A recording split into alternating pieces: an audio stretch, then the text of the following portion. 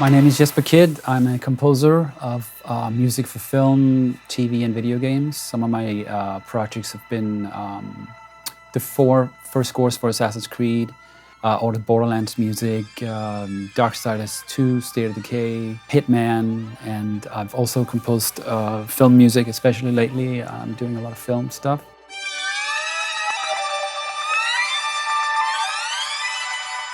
And we're here in my studio today talking about why vintage is still relevant. If you look around my studio, it's full of vintage stuff. So obviously, I'm a big believer in vintage. You can't really recreate the sound of vintage, not 100%. There's so many things you can do wrong with a vintage piece of equipment that will create all kinds of weird loops and feedbacks within the machine that just doesn't sound the same with a digital device.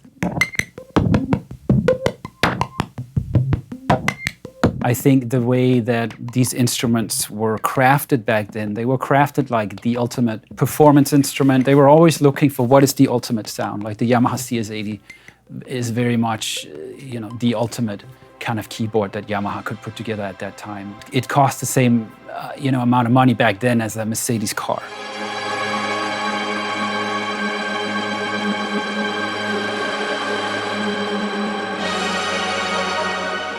The performance controls you have, the amount of love that went into, trying to figure out how can we take this further.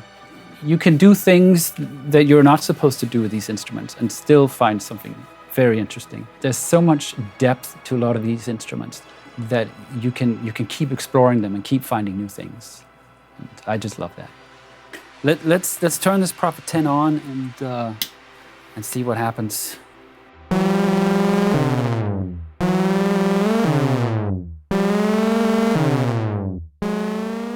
These vintage keyboards are so interesting because even after all these years, I find you still find new ways of doing things because they were built so well with so much depth that you can just keep finding new stuff. You're suddenly writing a new score and new ideas, and you're looking for something different, and I can come up with something I could never have come up with because I was not looking for that sound, but now I'm looking for that sound, and suddenly this presents itself with some sounds that I could never have imagined. So I just love that kind of stuff.